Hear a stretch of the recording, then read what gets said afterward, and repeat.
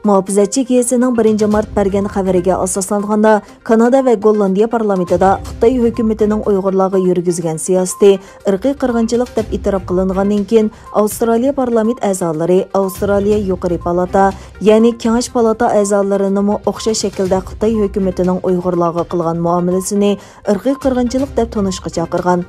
Janubiy Avstraliya Mustaqil Kengash palata a'zosi Rex Patrickning so'ziga qaraganda, bu taklif loyihasi Kengash palatasining 15-martdagi kun tartibiga qo'yilgan.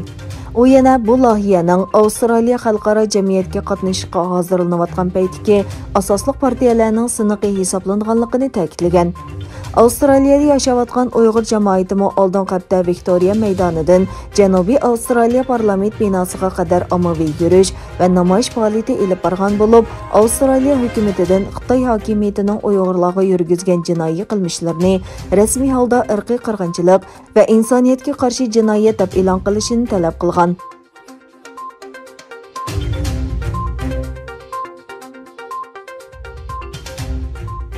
Xitoy ishg'oliyatchi kuchlarining Sharqi Turkistondagi milliy va diniy bostirishlari irqiy qirg'inchilik darajasiga yetgan bir paytda atalmish oshqo'llikqa qarshi turish nomida diniy olim va taliblarni yo'qotish harakati davomlashmoqda. Sharqi Turkiston uchur markazi erishgan uchurlarga qaraganda, Sharqi Turkistonning Xotan viloyatida yana bir Uyg'ur yosh qoriga qamoq jazosi berilgan.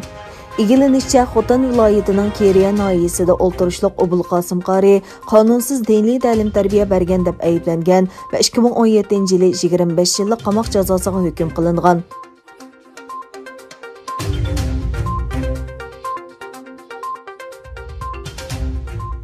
Türkiye Hür Dava Partiyasining raisi İshaq Sağlam islom davlatlarining hamda Xitoyga qarshi harakat qilinishi kerakligini o'tirib qo'ydi. Kanada va Gollandiyaning Xitoyning Uyg'ur musulmonlarga qilgan ziyonkashligini irqiy qirg'inchilik deb e'tirof qilganligini ifodalagan Hür Dava Partiyasining raisi Sağlam mundaq dedi. Diniy va milliy kimligi sababli yillardan buyon kamsitishga uchirgan va yig'ilish lagerlariga qamalgan Uyg'urlar islom dunyosi tarafidan nazardan soqit qilindi. Xitoyning Uyg'urlarga qarshi kishilik huquq tafsirchiligi ko'p qatim isbotlar bilan fosh qilindi. Lekin milliy manfaat uchun Xitoyning zulmiga sukut qilgan islom davlatining pozitsiyasi ibratlik. Islom dunyosi endi Xitoyga qarshi harakat qilishi va Uyg'urlarga qilgan muomalasini irqiy qirg'inchilik deb tanish kerak.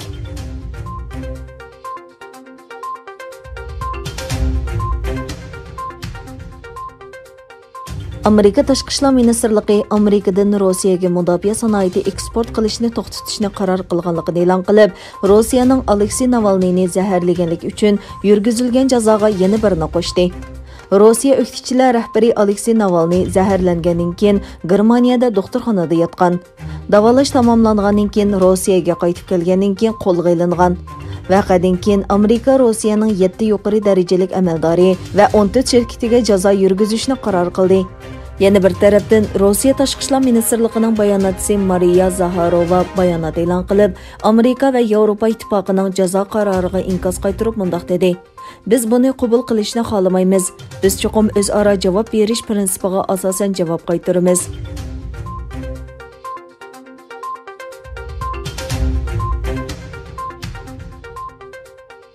Xitoyning sharqidagi Jiangxi o'lkasida tìكۇچار چۈشۈپ ketish sababidan 5 odam o'lgan. Xitoy matbuotlaridagi xabarlarga qaraganda, doiralar davlat meteorologiya mulozimatiga tava bir tìكۇچارning Xi'an o'lkasida tushib ketganligini, 5 kishining qazo qilganligini xabar qilgan. tìكۇچارning nima uchun tushib ketganligi to'g'risida hozircha hech qanday tushuncha berilmagan.